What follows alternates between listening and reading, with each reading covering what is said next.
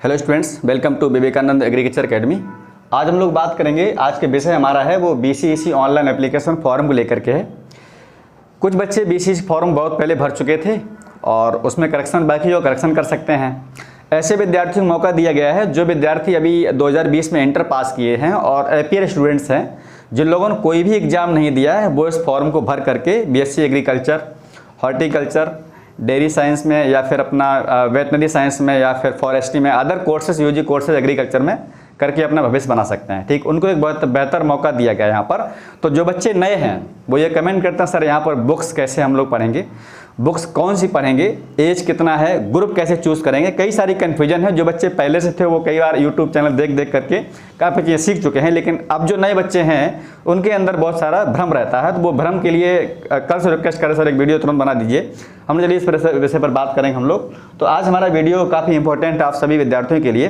कुछ विद्यार्थी ऐसे हैं जो आईसीआर और बीएचयू एग्जाम दे रहे हैं, बीसीईसी भरा हुआ उन्होंने, तो अब वो उनका कहना है सर बीसीईसी पर हम फोकस करें कि बीएचयू आईसीआर पर फोकस करें। इस विषय पर हम लोग कई सारी बातें हैं, हम लोग इस विषय पर सब पर एक एक बात पर एक एक मुद्दे को लेकर हल करते हैं। ठीक, तो आशा करते हैं आपको जो है चीज़ें समझ में आएंगी। अगर ना आए तो मुझे कमेंट करिएगा, फिर देखेंगे हम लोग। ठीक है, चलिए देखिए, सबसे पहले हम लोग बात आती है, अगर आपका 12th क्लास में कितना परसेंटेज है, तो यहाँ पर 2 परसेंटेज है। अगर आप पास और ये 45% अगर है जनरल में, ठीक है, जो कैंडिडेट जनरल के आते हैं यूआर, तो वो उनके लिए केवल 45% इंटर होना चाहिए, तो हम फॉर्म भर सकते हैं। ठीक, दूसरा यहाँ पर अगर कोई स्टूडेंट्स 40% पाया है, ठीक है, वो एससी हो या फिर एसटी हो या फिर ओबीसी कैंडिडेट हो, अदर भी, तो वो यहाँ फॉर्म भर सकता है। ये हमारा मुद्दा है किसको लेके, परसेंट लेकर। अगर आपके इंटर में इतना प्रतिशत है तो हम फॉर्म को भर सकते हैं। ठीक, दूसरा यहाँ पर बात यह है कि कुछ बच्चे कहते हैं सर जैसे बीएचयू में हम लोग सब्जेक्ट चूज कर लेते हैं, मैथ को छोड़ के एग्रीकल्चर वहाँ पर कर सकते हैं, वैसा इसमें नहीं है। स्टेट में, किसी स्टेट में चॉइस फिलिंग सब्जेक्ट को नहीं होती है। ठीक, याद रखेंगे वो लोग। ठीक है, अगर स्टूडेंट पीसीएम का है तो वो पीसीएम ही चूज करेगा, याद रखना। क्योंकि कुछ बच्चे फॉर्म भर रहे थे, आज बहुत ज़्यादा जो है बच्चों ने डिस्टर्ब किया है कि फॉर्म भरते समय हम क्या ग्रुप भरेंगे, तो पीसीएम वाला पीसीएम ही भरेगा, तो पेपर आपका पीसीएम में ही आएगा। पेपर हिंदी इंग्लिश दोनों में आता है। ठीक है, और पेपर कैसा होता है, offline mode, online mode paper नहीं होता है। आपका स्टेट में जो पेपर होता है वो ऑफलाइन मोड ही होगा, मतलब आपको पेपर मिलेगा, एक तरफ इंग्लिश मिलेगा, एक तरफ हिंदी मिलेगा, और वैसे आप क्वेश्चन सॉल्व करने होंगे। ठीक है, ऑब्लिक मिलेगी आपको, ब्लैक पेन या ब्लू पेन से लेकर के उसको भरना पड़ेगा। तो पेपर आपका जो मोड है वो आपका ऑफलाइन होगा, ऑनलाइन मोड नहीं होगा। ठीक है, याद रखेंगे, मतलब पेपर इसको बोलते हैं पेपर मोड। ठीक है, चलिए, तो यहाँ पर आपका ये हो गया पीसीएम। स्टूडेंट पीसीबी का है तो उसको पीसीबी ही भरना पड़ेगा, पीसीबी ही करना पड़ेगा। ठीक, एग्रीकल्चर वाले भैया जो लोग हैं उनके लिए यहाँ पर एसीबी ग्रुप है, ये अच्छा मौका है। ये एसीबी भर सकते हैं या फिर पीसीए भर सकते हैं, पीसीए या फिर एबीसी। अब एबीसी में एग्रीकल्चर, केमिस्ट्री, बायो आती है, ये वाला सिंपल आसान पड़ता है। ठीक, अच्छा, कुछ स्टूडेंट सीबीएसई बोर्ड से पास हैं तो पीसीएम बी से हैं, तो उनके लिए 2 चॉइस फिलिंग है। अगर स्टूडेंट्स कोई भी पीसीएम बी से है, पीसीएम बी, तो यहाँ पर या तो वो पीसीएम से चूज फिल कर सकता है या तो पीसीबी से भर सकता है, चारों से नहीं। हम जिस ग्रुप से, आप दोनों तरफ जा सकते हैं। ठीक है, अब इसमें जो भी आपको सिंपल लगता है, हो सकता है कि बायो यहाँ पर ज़्यादा बेटर हो, चूँकि यहाँ पर मैथ जो है वो थोड़ा सा न्यूमेरिकल वाला पोर्शन होता है, तो यहाँ पर आप उतनी अच्छी रैंक नहीं ला पाएंगे जितनी पीसीबी से ला लेंगे। तो मेरे कहना अगर मानेंगे तो आप यहाँ पर पीसीबी भरेंगे। ठीक है, चूँकि बायो यहाँ पर होगी, बायो 100 क्वेश्चन करने में बहुत ज़्यादा टाइम लगता है, तो आधा घंटा टाइम लगेगा, बहुत ज़्यादा तो 1 घंटा टाइम लगेगा, लेकिन आप 100 क्वेश्चन मैथ के 1 घंटे में सॉल्व नहीं कर पाएंगे। तो मेरी अगर बात माने, आप बायो को चूज फिल करें। तो ये कंफ्यूजन होगी हमारी ग्रुप को लेकर के। ठीक, तो 2 चीजें हो गई दूर आपकी, एक एज को लेकर के, दूसरा ग्रुप को लेकर के। अब हम लोग यहाँ पर बात करते हैं आपकी एज को लेकर के। आपकी एज मतलब कितनी होनी चाहिए। कुछ बच्चे अभी नए हैं, तो वो नए मतलब अभी हाल ही में जन्म नहीं हुआ होगा, मतलब इंटर पास कर चुके वो वाले बच्चे हैं। ठीक है, कुछ बच्चे समझ नहीं पाते, जैसे हमने बोला कुछ बच्चे नए हैं तो बोलते हैं हमारे घर में एक बच्चा जो है वो 1 महीने का है, तो एग्जाम दे सकता है क्या, ऐसे सवाल कर लेते हैं। देखो भाई, चलिए हम लोग बात करते हैं एज। जो बच्चे न्यू हैं, इंटर पास किया, उनकी बात कर रहे हैं हम लोग। ठीक, तो यहाँ पर इंटर वाला जो बच्चा है तो उसकी मिनिमम जो एज है, मिनिमम मतलब सबसे कम। ठीक, मिनिमम मतलब कम आयु, मिनिमम मतलब यहाँ पर 16 ईयर होनी चाहिए, लेकिन 16 साल एक डेट रखी है, 16 साल कब तक होनी चाहिए, ये जो है भैया हो जानी चाहिए आपकी 31 दिसंबर 2020 को, 31 दिसंबर 2020 को 16 साल हो जानी चाहिए मिनिमम, अधिकतम कितनी हो चलेगा, ठीक। कुछ बच्चों का गैपिंग होगा, जैसे मान लो वो इंटर पास किए थे 3 साल पहले, हो सकता है उन्होंने बीए कर रखा है या बीएससी कर रखा है, अब वो बीएससी एग्रीकल्चर करना चाहते हैं। ये बीएससी एग्रीकल्चर जितने प्रोग्राम होते हैं सारे 4 ईयर प्रोग्राम होते हैं, 4 साल में कंप्लीट होता है course. BSc agriculture, horticulture, dairy, fisheries जितने भी हैं वो सारे 4 साल तक कोर्स चलते हैं, और 4 साल डिग्री आपकी उससे मायने रखती है जो आपने कर रखा है, ठीक है। तो कोशिश ये करें कि हम लोग बीएससी एग्रीकल्चर, अगर आप बनना चाहते हैं कुछ इसमें जो है एग्रीकल्चर फील्ड में, तो ये बेहतर चांस आप सभी के लिए। तो मिनिमम एज है वो 16 साल तक है, अधिकतम यहाँ पर 17 लेकर 22 साल तक भर सकते हैं, चूंकि बाउंडेशन नहीं होता है यहाँ पर, ठीक है। अच्छा, ग्रुप को लेकर छूट भी देते हैं, जैसे आपने देखा होगा जनरल को 3 साल, ओबीसी को 5 साल, एससी एसटी को 7 साल, तो वो अकॉर्डिंग जो सीट दे रखा है रिजर्वेशन वो तो आपको मिलेगा ही मिलेगा, ठीक। तो ये हमारी ये कथन कहानी होगी इसको लेकर के, आयु को लेकर के, ठीक। ये हमारी आयु की कहानी हो गई। अब हम लोग यहाँ पर बात करेंगे, आपका एज हो गया, ठीक है, परसेंटेज हो गया, ग्रुप हो गया, ठीक। हम लोग यहाँ पर बात करते हैं बुक्स को लेकर के। बुक्स के लिए हम लोग क्या करें, ये बड़ा सवाल है यहाँ पर, क्योंकि मैंने पिछले वीडियो में बोला था कि आपको एनसीईआरटी के अलावा बुक्स पढ़नी है, बच्चे समझ नहीं पाए कि एनसीईआरटी के अलावा बुक्स कौन सी है। देखिए, एक्चुअली जो स्टूडेंट्स ऑलरेडी पहले से तैयारी कर रहे हैं उनकी बात लोगों को सब पता है कि कहाँ से आता है, फिर भी सुन लें, ठीक है। देखिए, हम लोग बात करेंगे यहाँ पर बुक्स को लेकर के। बुक्स में हमने बताया था आपको एनसीईआरटी पढ़ना है, एनसीईआरटी, ठीक। एनसीईआरटी में आपको दोनों क्लास का पढ़ना होगा, क्लास 11th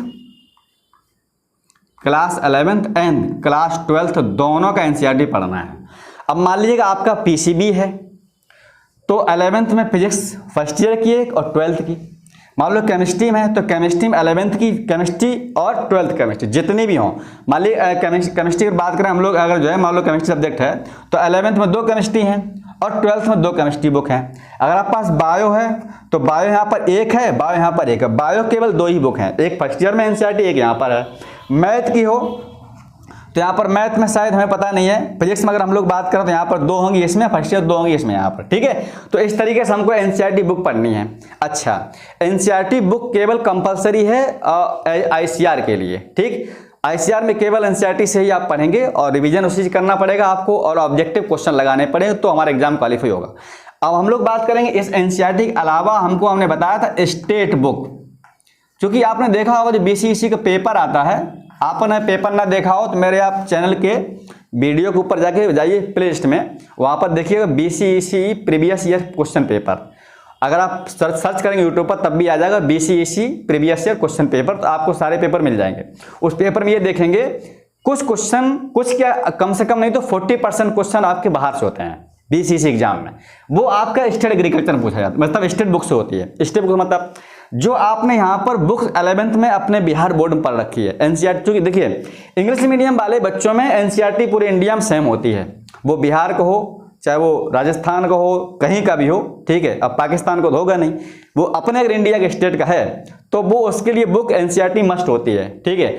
अगर स्टूडेंट्स अपने स्टेट एग्जाम देना चाहता है तो स्टेट के लिए उसमें बुक देखा होगा आपने, एनसीईआरटी नहीं, हिंदी मीडियम अगर है तो उसके लिए ऐसी एनसीईआरटी बुक सफिशिएंट नहीं होती है, उसकी यहाँ पर बुक्स और चलती है, उसको हम लोग बोलते हैं स्टेट बुक।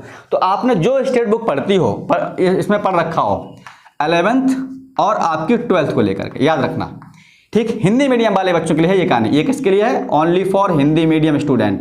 क्योंकि इंग्लिश मीडियम वाले बच्चे तेज होते हैं, ठीक है। अब सब नहीं, मतलब कुछ बच्चे इंग्लिश मीडियम मोस्टली बच्चे तेज होते हैं तो इधर समझ जाते हैं वो लोग, लेकिन जो बच्चे हिंदी मीडियम वाले हैं उनके लिए इस बुक के साथ साथ स्टेट बुक भी पढ़ना है। अब ये सोचें हम दोनों कैसे कवर कर पाएंगे। अब ये थोड़ा सा आपका चिंता का विषय है और आपका ये डिपेंड करता है आपकी हार्ड वर्किंग पावर कितनी है, मेहनत करनी पड़ेगी, ठीक है। क्योंकि आप पहले से अगर तैयारी कर रहे होंगे तो बेटर होगा, रिवीजन करना होगा। नए स्टूडेंट्स हैं लेकिन कुछ हम कोशिश कर सकते हैं, ठीक, कुछ कोर्स हम भी कर सकते हैं। हमारे चैनल के प्लेलिस्ट में बहुत सारी वीडियो दे रखे हैं, ठीक, केमिस्ट्री चैप्टर वाइज हैं, ऑब्जेक्टिव पेपर हैं, सैम्पल पेपर हैं, आप अपना पढ़ते रहिएगा, इधर हमारे हेल्प लेते रहिएगा।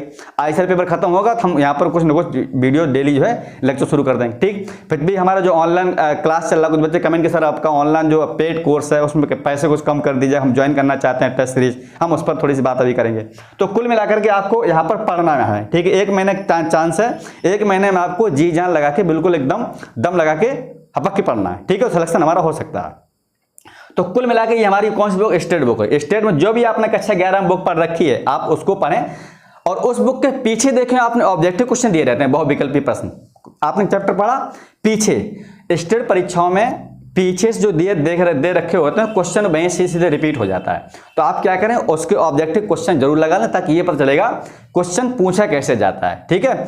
बीसीएसई में केवल फिजिक्स का पेपर टफ आता है, बाद बाकी केमिस्ट्री, बायो, एग्रीकल्चर, मैथ सब सिंपल होता है, ठीक है। अब चूंकि यहाँ पर कंपटीशन उतना नहीं, कंपटीशन बहुत कम है, चूंकि सीटें रिजर्व है, 50% एग्रीकल्चर की हैं, 25% मैथ की हैं। तो मैथ में अगर आपको सिलेक्शन ले लेना है तो वहाँ पर ज़्यादा नहीं, केवल 50% सिलेक्शन, 50% नंबर आपके आ जाएंगे, मतलब 1200 में 600 नंबर आ गए तो 100% आपका 100 के अंदर रैंक आ जाएगी, ठीक है।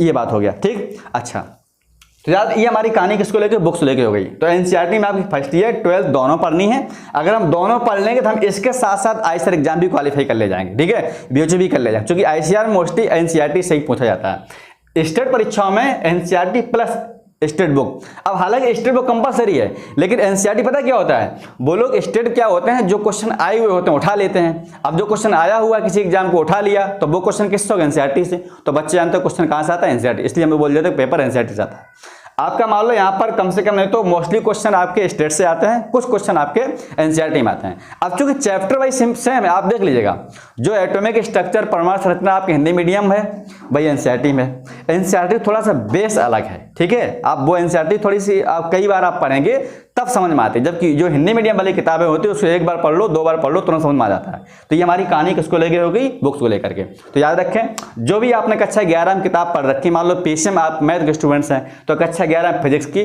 केमिस्ट्री की, मैथ की, उसको पढ़ना मस्ट है। बिना उसके पढ़े हुए आप सिलेक्शन यहाँ पर नहीं पाएंगे। जो क्वेश्चन यहाँ पर बहुत सारे आउट ऑफ सिलेबस होते हैं, हमने खुद देखा हुआ है, ठीक है। इसलिए तो अगर पीसीबी का है तो कक्षा 11 पीसीबी, वो पढ़ी हुई किताब है, आप तुरंत उसको दोहरा लेंगे, ठीक है। तो उस पर जाके आप पढ़ लें। ये हमारी कहानी किसको लेकर हो गई ये होगी बुक्स को लेकर के। अब हम बात करते थोड़ी कोर्स को लेकर बात, ठीक है। कुछ बच्चे कोर्स को लेकर के थोड़े कंफ्यूजन है यहाँ पर। कैसे कंफ्यूजन है, जैसे ये बच्चे कई बार कमेंट करते हैं कोर्स को लेकर। अब कोर्स की कहानी पता क्या है, जैसे मान लो बच्चे के सर हम पीसीएम से हैं तो हम यहाँ पर कौन सा कोर्स करेंगे, हम पीसीबी से हैं तो कौन सा कोर्स करेंगे, हम पीसीए से हैं तो कौन सा कोर्स करेंगे। अभी आपको कोर्स के बारे में नहीं सोचना है, आप पहले एग्जाम क्वालिफाई करना है। केवल अभी आपने फॉर्म भर दिया, फॉर्म भरा होगा, हम एग्जाम देंगे, एग्जाम देने के बाद जब काउंसलिंग होगी तब हमें वहाँ पर चॉइस फिलिंग भरनी पड़ती है। हम बीएससी एग्रीकल्चर कोर्स लेंगे, बीटेक लेंगे, कि हमें वहाँ पर इंजीनियरिंग कोर्स चाहिए, कि हमें यहाँ पर वेटरनरी कोर्स चाहिए, मेडिकल में फार्मेसी कोर्स चाहिए। जो भी कोर्स आपको लेने होते हैं वो पहले भरने नहीं होते। आज कई बच्चों ने कमेंट किया सर इसमें कौन सा हम लोग जो है इसमें कौन सा कोर्स भरेंगे। तो कोर्स अभी नहीं भरना होगा, कोर्स भरना होगा तब जब आपका एग्जाम क्वालिफाई हो जाएगा तब। तो ये कहानी होगी बात, ठीक है, क्लियर हो गया ना। इस चीज ध्यान रखना, कोर्स हम लोग तब चूज करेंगे जब हमारा एग्जाम क्वालिफाई हो जाएगा। सभी कोर्स में हम एलिजिबल हैं। पीसीएम वाला भी एग्रीकल्चर कर सकता है, हॉर्टिकल्चर कर सकता है, डेयरी कर सकता है, वेटरनरी नहीं कर सकता। तो वहाँ पर कोर्स लगभग कॉमन होते हैं, तो हम कोई भी कोर्स में जा सकते हैं। यहाँ पर कोई सा बाउंडेशन नहीं है एग्रीकल्चर वाला, जो एग्रीकल्चर वाला यहाँ पर हॉर्टिकल्चर नहीं कर सकता, ऐसा कुछ नहीं है, ठीक है। तो आप कोर्स लेकर चिंता ना करें, जब एग्जाम क्वालिफाई हो तब हम लोग करेंगे, ठीक। ये हमारा कहानी हो गया, ठीक। अब यहाँ पर एक सवाल आप लोग और था कि जो है ये कोर्स लेकर बात हो गई, ठीक है। चलिए इतनी हम लोग बात कर, फिर भी कोई अगर चीज़ छूटे तो मुझे कमेंट करिएगा, ठीक है, हम बता देंगे आपको वहाँ से। तो ये कोर्स लेकर कहानी हो गई, ठीक है। चलिए हटा दे इसको आप लोग। अब ये हमारा थोड़ी सी बात हम लोग करते हैं, जो विद्यार्थी आईसीआर एग्जाम दे रहे हैं और बिहार के हैं, जो विद्यार्थी आईसीआर एग्जाम दे रहे हैं या फिर बीएचयू एग्जाम दे रहे हैं, ठीक। अब उनका सवाल ये सब हम किस पर फोकस करें, कैसे स्ट्रेटजी बनाएं। देखिए बड़ा सिंपल सा मुद्दा है। आप काफ़ी दिनों से लगे हुए होंगे, करीब मार्च से फॉर्म भर चुके थे, बार बार एग्जाम पोस्टपोन्ड हुआ, मार्च में, फिर अप्रैल में, फिर मई में, जून में, जुलाई में, आज सितंबर, अगस्त में, सितंबर, देखिए करीब 5-6 महीने हमारे बीत गए ऐसे ही। आपने कुछ तो सिलेबस पढ़ रखा होगा। अभी आप केवल फोकस करें जो आपके एग्जाम पहले, मान लीजिए आपको बीएचयू एग्जाम हमारा 11 को है तो 11 सितंबर हमारा बीएचयू एग्जाम, हम केवल फोकस करेंगे यहाँ पर। अब जब बीएचयू एग्जाम देना होगा तो केवल यहाँ पर जो डिफरेंट सब्जेक्ट है वो क्या है, केवल मेंटल एबिलिटी। तो केवल आप मोस्टली मेंटल एबिलिटी पर फोकस करें और जो बाद बाकी जो सब्जेक्ट अदर हैं, मान लो पीसीएम है तो या फिर पीसीबी है या फिर आपका जो है एग्रीकल्चर है, अदर सिलेबस का रिवीजन करें, मेंटल एबिलिटी पर फोकस करें। क्यों? ये सब्जेक्ट अलग है आपका, ठीक। अगर आप यहाँ पर रिवीजन करेंगे तो ये वाली यहाँ पर सिलेबस है आपका, यहाँ भी काम आ जाए, आईसीआर में भी, चूंकि यही सिलेबस आपका आईसीआर में आ जाएगा। अगर आप इसको फोकस रिवीजन करेंगे बार बार, अच्छे क्वेश्चन बन जाएंगे, अच्छा कॉन्सेप्ट क्लियर कर लेंगे, तो हम इसी थोड़ा क्या कर लेंगे, यहाँ पर बीसीईसीई एग्जाम भी क्वालिफाई कर ले जाएंगे। तो हम जो एग्जाम पहले है उस पर पहले फोकस करें, ना कि हम लोग पहले बीसीई के बारे में सोचने लगे। होता क्या, जब एग्जाम आता तो हम लोग बहुत डिस्टर्ब हो जाते हैं, अब क्या करें अब क्या करें। फिर जब एग्जाम पास आ जाता है तो फिर कमेंट करता है सब एग्जाम के पोस्टपोन होगा, एग्जाम पोस्टपोन हो जाता तो अच्छा हो जाता। ये नेगेटिव फीलिंग है, ऐसे आप करते रहेंगे तो अपनी जिंदगी जीत नहीं पाएंगे, ठीक है। जिंदगी में जीतने के लिए आपको खुद से लड़ना पड़ेगा, खुद पर जो है काबू होना पड़ेगा, खुद से मेहनत करना पड़ेगा, सब कुछ आपको खुद को मजबूत बनाना होगा, ठीक है। तो आप शक्तिवान बनिए, कुछ भी हो एग्जाम देना है तो हमें पढ़ना ही पड़ेगा और हम पढ़ करके ही छोड़ेंगे। जब तक ये जिद आपके अंदर नहीं आएगी तब तक हम सिलेबस खत्म नहीं कर पाए। मैंने बहुत पहले बोला था आपको एक बार सिलेबस खत्म करना ही पड़ेगा अगर एग्जाम क्वालिफाई करना है तो। और एक बार आपने खत्म कर लिया सिलेबस, एग्जाम कोई भी हो, बीएचयू हो, आईसीआर हो, स्टेट हो, कोई भी एग्जाम हो, हम क्वालिफाई करेंगे और 100% हम करके रहेंगे, ठीक। तो तब तक हम ये जिद अपनाएंगे जब तक हमारा सिलेक्शन हो नहीं जाएगा। जो एग्जाम है उस पर पहले फोकस करें। अरे जब बीसीई होगा तब देखा जाएगा, अभी आप क्यों इतना टेंशन ले रहे हैं कि हम ये किस पर फोकस करें, ये तो कॉमन सेंस की बात है यार, ठीक है। तो कुल मिलाकर के हम यहाँ पर जो मेंटल एबिलिटी इतना फोकस करेंगे, चूंकि ये सब्जेक्ट ऐसा थोड़ा अदर सब्जेक्ट है, ठीक है, और इसकी वैल्यू भी यहाँ पर मेंटल एबिलिटी केमिस्ट्री कॉमन होती है यहाँ पर। तो मेंटल एबिलिटी केमिस्ट्री इतना पढ़ो कि हम केमिस्ट्री ऐसे पढ़ेंगे ताकि हमारी आगे भी काम आ जाएगी, ठीक है। तो इनका आप रिवीजन करें, मेंटल एबिलिटी पर फोकस करें, हमारा एग्जाम बीएचयू क्वालिफाई हो सकता है। अगर आप एग्जाम बीएचयू क्वालिफाई हो गया तो इसकी कोई जरूरत नहीं है, आईसीआर क्वालिफाई हो गया इसकी कोई जरूरत नहीं है। तो हम क्यों, अब एक चीज देख सके, आपके बिहार में सबसे अच्छा कॉलेज है पूसा, बिहार में जो है डॉक्टर राजेंद्र प्रसाद यूनिवर्सिटी है, उसमें बीसीई कोई एक सीट भी नहीं जाती है, केवल किसी के थ्रू जाती है आईसीआर में। और आईसीआर में अगर वहां पर एडमिशन लेना है तो आईसीआर से कम नहीं तो आपको 360 नंबर लाने पड़ेंगे, तो वहां पर आपकी डॉक्टर राजेंद्र प्रसाद यूनिवर्सिटी मिल जाएगी, याद रखिएगा, ठीक। तो 360 नंबर 600 नंबर में लाना यार कोई बड़ी बात नहीं है,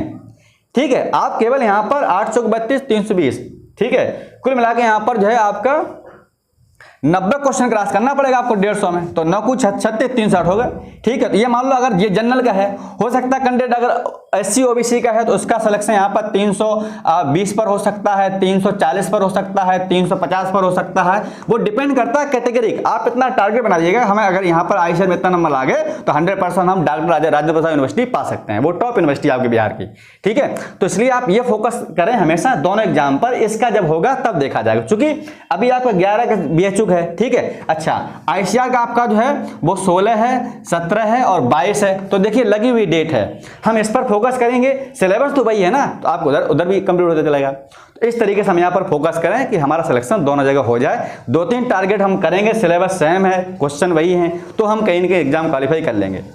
ये बात होगी आपके एग्जाम को लेकर के। अब हम लोग यहाँ पर बात करेंगे, कुछ बच्चों को कन्फ्यूजन होती है, एक कहावत है ना, more study more confusion, no study no confusion, more study more confusion more selection, no study no confusion no selection, बिल्कुल कॉमन बात है, ठीक है। अगर आप मोर स्टडी करेंगे तो 100% मोर कंफ्यूजन भी होगी, जितना कंफ्यूजन दूर करेंगे कॉन्सेप्ट क्लियर होंगे, जब कॉन्सेप्ट क्लियर होंगे तो हम सिलेक्शन के लायक हो सकेंगे। तो याद रखें ये चीज, ठीक है। तो कंफ्यूजन अगर है तो आप क्या करिए, बगल में कॉपी रख लीजिएगा। ये उनके लिए बता रहा हूं जो बच्चे आईसीआर बीएचयू एग्जाम दे रहे हैं, पुराने बच्चे हैं, कंफ्यूजन होती है मुझे पता है, ठीक है।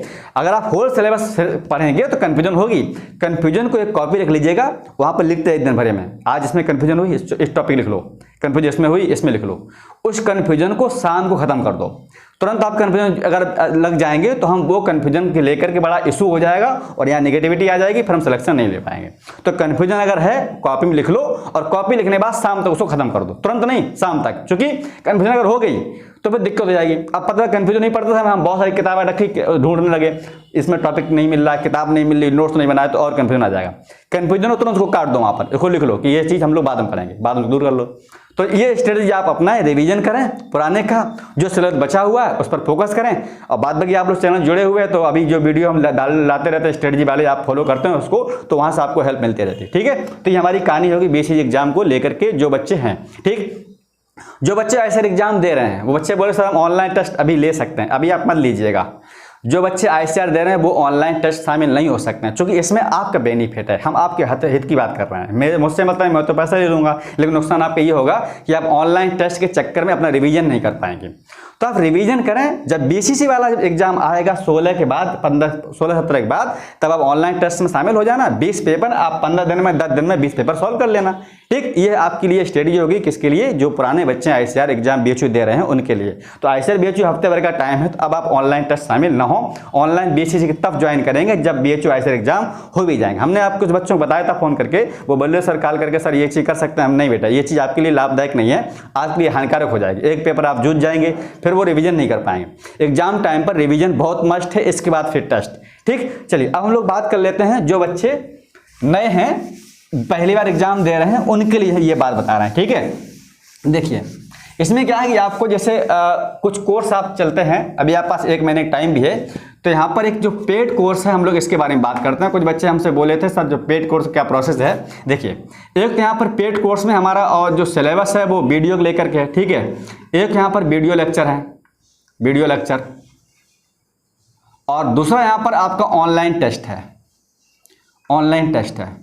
क्योंकि 1 मंथ का टाइम है, तो यहाँ पर बहुत हम बिल्कुल एकदम बहुत मिनिमम चार्जेस में इसको हम करेंगे। ठीक है, वीडियो लेक्चर में आपके पास PCM का लेक्चर है, PCB के लेक्चर हैं और ACB के लेक्चर हैं। ठीक है, लगभग 80% सिलेबस हमारा यहाँ पर है आपका कवर है। ठीक है, 80% सिलेबस।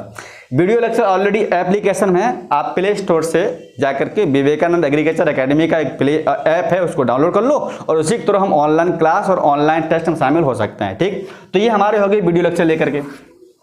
ऑनलाइन टेस्ट में हमारे पास 20 टेस्ट हैं। जैसे आपके आता है 30 क्वेश्चन, आपके में क्या होता है 30 क्वेश्चन आते हैं, तो 30 क्वेश्चन एक सब्जेक्ट से आते हैं। ठीक है, मतलब एक पेपर से। इसमें फिजिक्स होगी, केमिस्ट्री होगी, मैथ होगी। इसमें फिजिक्स में आपके 100 क्वेश्चन हैं, केमिस्ट्री में आपके 100 क्वेश्चन हैं और मैथ में आपके 100 क्वेश्चन हैं।